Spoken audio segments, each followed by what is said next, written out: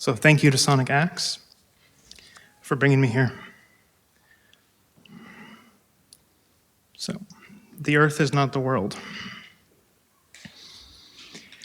Texts laying claim to the term geophilosophy tend to merge the geophilosophical with the geopolitical. Thought concerned with the Earth becomes that concerned with geopolitics as resource depletion, border delimitation, whether in terms of immigration or war, and other expressions of territorial jurisdiction writ large. The geo becomes geographic, while the philosophical becomes an abstract politics of the surface only. In these manifestations, the asymmetrical force of the geological becomes blurred or even bracketed off. Nowhere is this more clear than in the ever-increasing invocations of the term Anthropocene, which wavers from its initial use, marking humans as a geological force, to appearing to mean little more than simply the political and environmental present. In addition, there's the philosophical account of the Earth as planetary constraint, harboring various degrees of perspectival use, whether Kant's Copernican revolution, Husserl's crisis of the European sciences, or Jean-François Lyotard's Does Thought Go On Without a Body? In all of these cases, I'd argue either the notion of world is too physical or that of Earth is too conceptual. The relation between our particular terrestrial body and the notion of world, however narrow or expanded that is, falters largely on the simple fact that the very science of worlds and of the Earth, that of geology, is set aside. This is not merely to insist that philosophy should only respond to the sciences generally or geologically specifically, but that a critical relation between philosophy and the sciences be pursued which does justice to the notion of the world as following from the Earth as a concept, and the Earth as a temporally extended conglomeration of physical processes. Geophilosophy is not a philosophy of the Earth or true to it, examining it in isolation, but in taking seriously how the Earth conditions thought to think not only the Earth, but to think how thought forms the concepts of worlds on and beyond the Earth. This means taking seriously knowledge claims as consequences of nature, and the Earth, and not merely attempting to control or degrade the Earth or materiality more generally. I would argue that the thinkers who best attempt to understand and produce a geophilosophy are not Deleuze and Guattari or Nietzsche, but Schelling, C.S. Peirce, and in the contemporary moment, Reza Negarestani.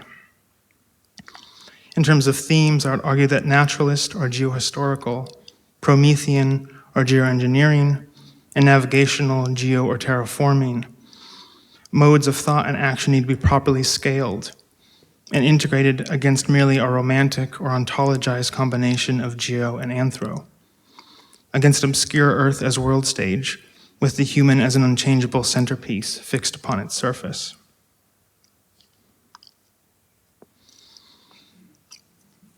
Vic Baker, former president of the Geological Society of America, in a recent introduction to Rethinking the Fabric of the Geological, argues that geology, while it has skirted around philosophical issues, such as the reality of laws and variations,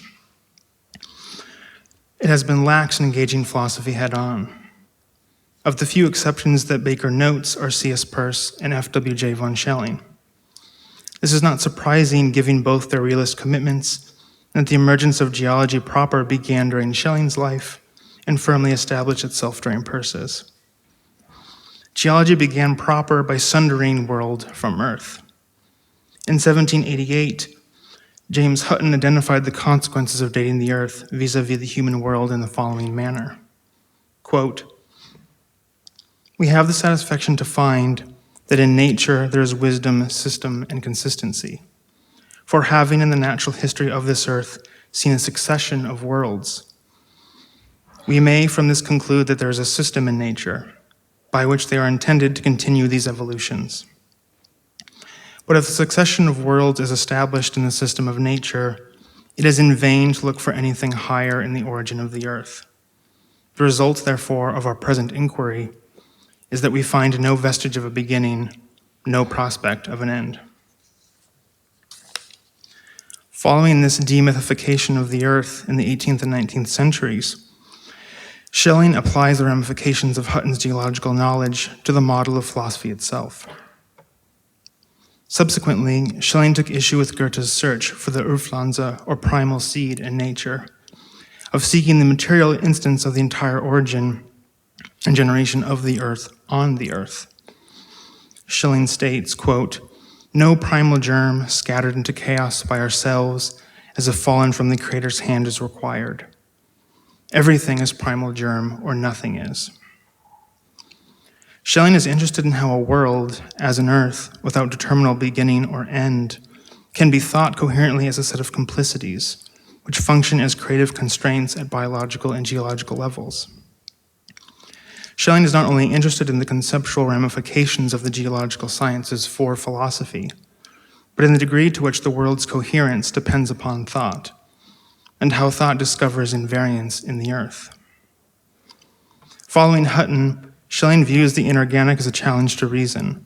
While the organic provides some of the ground for reason, reason provides the reasons as well as the grounds by which we can even think about the inorganic as the inorganic, i.e., the geological invades the organic, which in turn produces sense, which in turn produces reason, which allows human beings to invade nature through our particular form of freedom.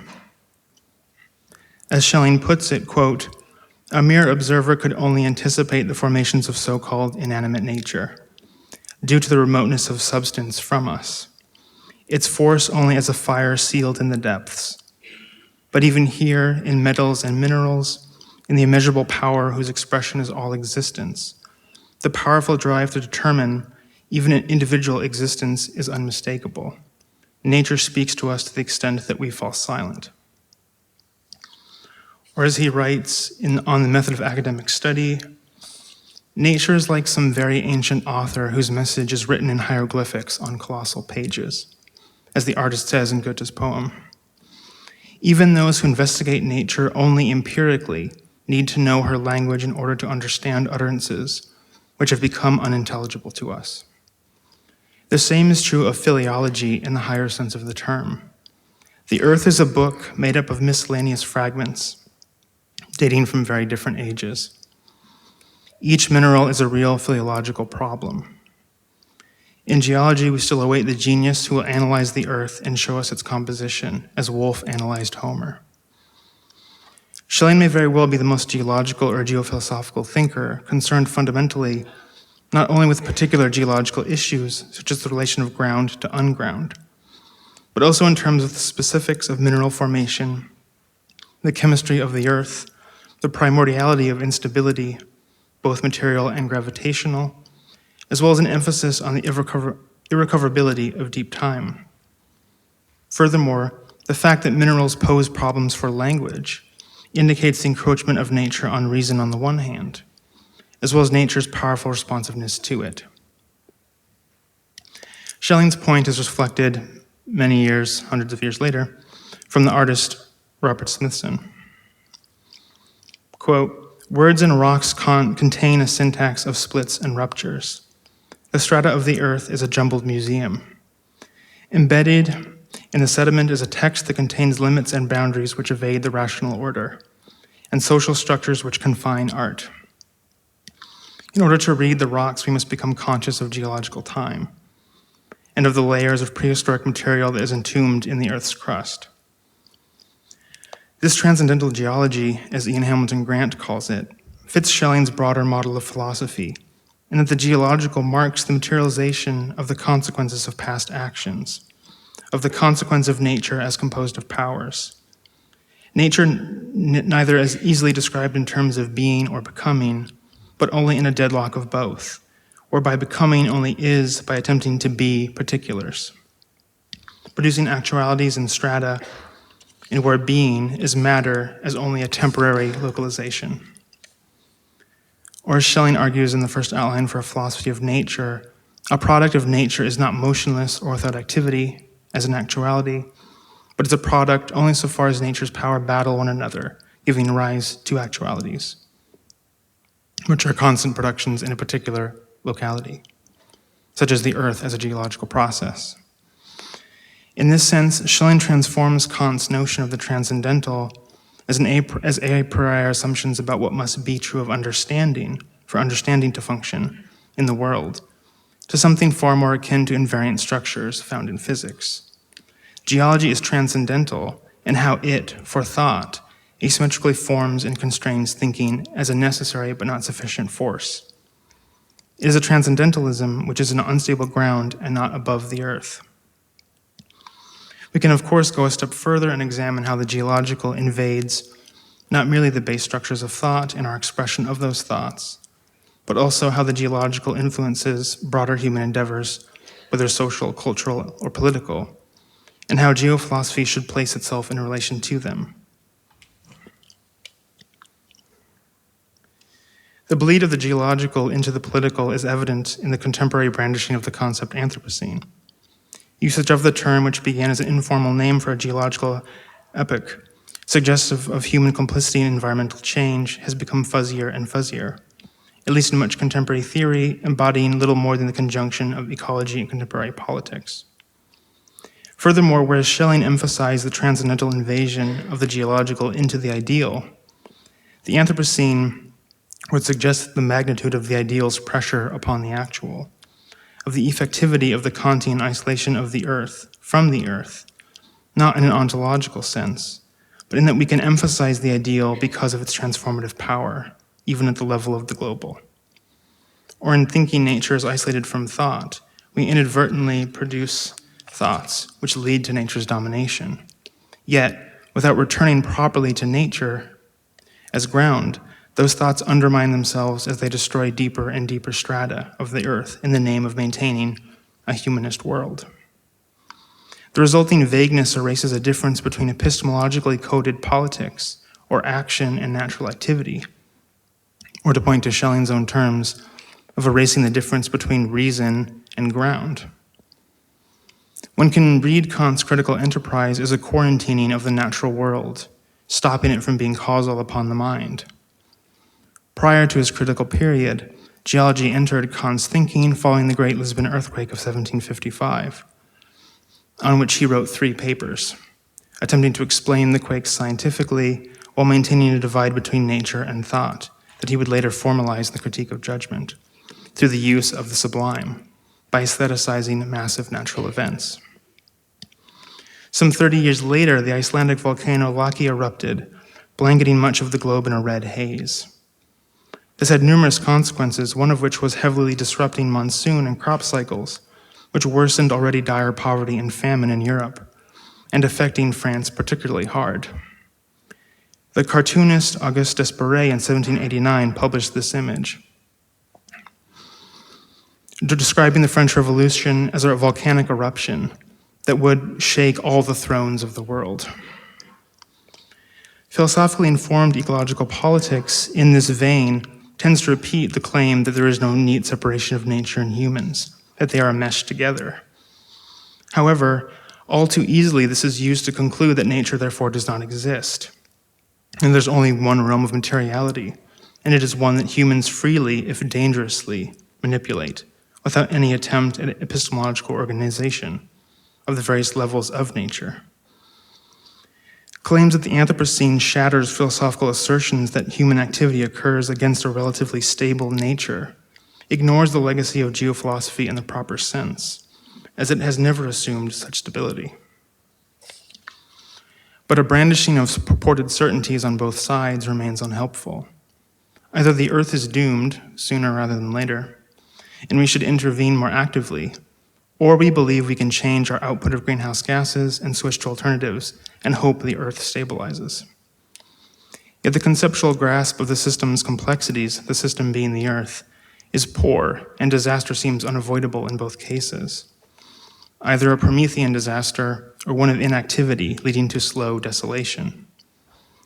As Ray Brassier has demonstrated, the supposed sin of Prometheanism is eliminating the difference between the made and the given, emphasizing the made, whereas position like Bruno Latour's attempt to so fully equate the made and the given that everything becomes equally important for ecology. Everything becomes ecologically given. Whereas Hutton saw no end to the earth, the Anthropocene is coded as the end of the world, when generally we mean the end of livability. of the human's comfortable time on Earth. Furthermore, this ignores the uneven distribution of the Anthropocene, such as between the global north and the global south, or between countries with exposed shores closer to sea level and those that will accept or refuse their refugees, or where nuclear waste is buried and where the damage of old world resource extraction occurs. The political demands of such problems are often emphasized by the left in such a way that begins to erase the necessity of data analysis and scientific intervention, and instead focus on the particularly human level as if it can and should only be addressed in those terms, that some obfuscated sense of attunement or care are adequate for intervention. Facts are therefore degraded in the name of affect or openness. While Kant had some comfort in assuming the devastating horror of nature was unmathematizable with the tools of his time, we have no such luxury. While it would be unlikely to have a full picture of the climate system, as Ben was just talking about, we can and have predicted certain behaviors with relatively limited data because of our abductive capacities, a capacity elucidated by C.S. Peirce, where we effectively produce hypotheses as we become closer and closer to the object of investigation. Just as Schelling replaces origins with antecedents, Peirce replaces any fixed end with progressive discovery. The point here is not to collapse the geophilosophical and the geopolitical, but is an attempt to enhance both. In the standard combination, the geopolitical's appropriate targets become muddled in liberal ontologies, while geophilosophy's claims to asymmetry and creation become politically utilized without appropriate epistemological frameworks. If the geological becomes always already political, then the geological becomes merely a backwards projection of human interest, which in fact merely reaffirms the purported rootlessness of human politics in the disguise of a deep concern for the earth. Despite appearances to the contrary, then, the Deleuze and Guattarian form of geophilosophy reduces the geological to the human surface of the planet. The philosopher Rodolphe Gauchet supports the standard combination, argues that the Greek miracle of philosophy feeds into the geopolitical notion of geophilosophy, that the national orientation of thought contributes to its earthliness. Gauchet outright states that geohistory for Deleuze and Guattari is a human geography and has nothing to do with the geological or with natural history. For Gauchet, science's concepts are too self-referential, whereas philosophies for him are more free. Yet this freedom appears only as a lack of consistency or as a fear of structures, which would actually inform action. Yet if thought determines the outside for Deleuze and Guattari and for Gauchet, folds in the outside at will, then geophilosophy, in their model, completely absorbs all boundaries without recourse to the stubbornness of the actual earth. Their geophilosophy can only survey the surface and cannot bore into or shove off from the planet. In 1844, Schelling wrote, quote, "We must of course assume that the earth is the point of emergence for humanity. Why? We do not know. It refers to relations we cannot survey. But humanity is therefore not specifically a product of the earth. It is a product of the entire process. Not the earth alone, the entire cosmos contributes to humanity. And if of the earth, as continuing from the earlier standpoint, he is, then humanity is not exclusively created for the earth, but for all the stars." Just kind of cool for 1844, I think, but already pro-astronaut. Reza Negarestani, in his text Globe of Revolution, takes up the work of Peirce in describing what a true to the cosmos Earth would be, via the notion of the continuum. Negarestani discusses this self-relation via the global and the local and back again, under the term of geophilosophy, as that form of philosophy which, quote, is concerned with universally focused or systematically regional philosophy. This universally focused or systematically regional geophilosophy, instead of being a philosophy of or about the earth, is about constructing a true to the universe earth, following the sciences of the earth. Thus, local is not merely following sciences of the earth. Thus, local is not merely territorial. Negarestani begins with the importance of the notion of the open or the continuum and its connection to the Kantian heritage of the Copernican revolution, and thus to the philosophical absorption and alteration of scientific concepts. This legacy is interpreted by Negarestani in three forms: as an extreme line of thought, as disturbing the world and notion of world, and as dissolving isolation into the open. As he writes, geophilosophy approximates an earth where free expressions of the universal continuum interweave with free or alternative regional relations to the open.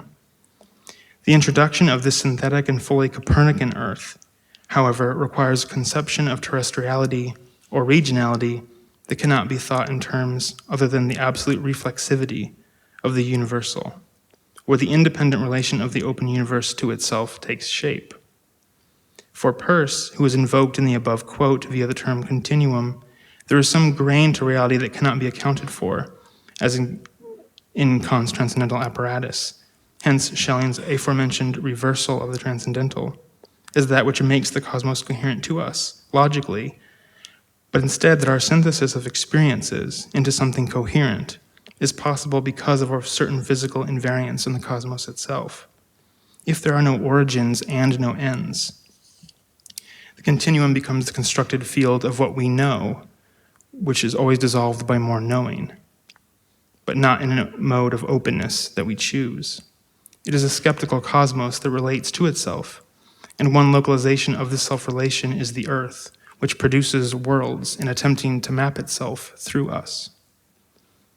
Negarestani, in treating the earth as a conglomeration of forces which functions as a realist yet revisable anchor for notions of world, relates geophilosophy to the local global pendulum, which functions at the heart of any deployment of a philosophical concept. This pendular shift is imperative in informing not only more realist or operational maps of the globe, a task which Peirce was directly involved in, but in devising a concept of world and earth which indexes the earth's role in generating a concept of earth, while acknowledging that the production of world is not futurally or outwardly completely bound to it. The Peircean emphasis on real constraints of physical invariance and Negarestani's emphasis on epistemological apparatuses is a means to navigate between the Promethean and preservationist impulses, and treating the earth as neither an inert nor untouchable concept object, nor as mere material for use. The assumption that an emphasis on epistemology necessitates anthropocentric exceptionalism fails to then properly describe or justify how it is that humans have the particular capacities they do, stemming from an augmentative function of reason. But this does not explain the extent to which humans have drastically changed the planet, and it's an appeal to break down the human nature split without a methodological recognition and navigation of that split remains helpless in addressing the future of human thought and the future of the earth. Put more directly, admitting the impressive capacity of human reason to alter the earth and produce various worlds on it does not mean that usefully describing that capacity via epistemology justifies or makes excuses for it. Without applying human knowledge to itself, how can we hope to recognize when thought forgets its natural constraints? We are caught in the position of thought, and thus we should use thought to discipline itself in order to properly place it in relation to the earth. The alternatives are either we overfocus on thought and its norms, thereby forgetting the earth, or we completely flatten the distinction between earth and world, being and thought, ontologically and methodologically, such that every position from which to relate the two is arbitrary. We find ourselves upon the globe with the inability to be Archimedes, to pull the lever and undo the catastrophe of the Earth's declining livability. Thus we face a choice between Prometheus, of actively re-engineering the Earth, and that of Kubernetes, the great navigator, to attempt planets beyond the Earth. To ignore the choice is to accept the role of Sisyphus, of accepting a losing battle against contingency and time. The choice between Prometheus and Kubernetes is not an exclusionary one. The technologies of terraforming are not far afield from those that may render the Earth more habitable. The goal of philosophy, and in this case geophilosophy, is to maintain the gap between Earth and world, between ground and reason, epistemologically and methodologically, while asserting the depth of the material complicity between humans and nature when those methodological isolations become too stringent. This requires a concept of the Earth that is robust yet flexible for geopolitics, both revisionary and Promethean, both in terms of geoengineering and terraforming. Common responses that we have to deal with problems here on Earth first seem to confuse the relation of local and global, as if the local import of universal projects could be reduced to local effects only, and were grounded in themselves alone. Any geophilosophy which does not adequately address the Earth as a localization of physical processes cannot, in good conscience, refer to itself as being of the Earth, let alone for it. This indexes not only antecedent criterion, productive and obstructive constraints, but that the binding of the Earth to thought is not specific to the Earth, but this understanding allows for antecedents to be properly elucidated and deployed. While one should not overemphasize the inescapability of antecedents, nor the unlimited capacity of science and technological adventures, it is foolish to deflate science while at the same time believing that the Earth will heal itself, that the world concept covering it can escape grounds, here or elsewhere. If there is no safety in the thought of an origin, only the unspooling of antecedents, there is even less certainty in a future with us as a self-aware causal agent in it. For better or for worse, we are excellent simulators, making many worlds from one Earth. But these worlds add to the Earth, or add to our physical existence, but do not replace them. The future is created piecemeal through simulation and technoscientific augmentation. It is not, like the Earth, a ground or place to be reached, but a process to be directed. If the Earth is an ungrounded site of the cosmos relating to itself, in scientific terms, a conglomeration of physical processes, then in manifest terms, world is the productive appropriation of this synthesis for thought. World is a loose container stretched but not broken by our own processes of thought and of creation, while at the same time indexing its components. To singularize world, to say there is the world or real world, is an attempt to erase the consequences of the Earth on all worlds and of creating worlds on the Earth. Reasons grounded in the Earth give us worlds which unground us, which allow us to imagine and speculate. They unground us from the Earth and from ourselves. Geophilosophy has unfortunately become a complacent collapse of Earth and world. When worlding, whether in fiction or philosophy or otherwise, like the tumultuous turning of the Earth itself, should draw us out into future times, into distant spaces. This doesn't mean that we simply abandon the Earth, but only that we stop creating worlds that allow us to rest on the Earth, or on the world as if they were the Earth, as if the Earth did not move and change, and as if better worlds did not impel us to do the same. Thank you.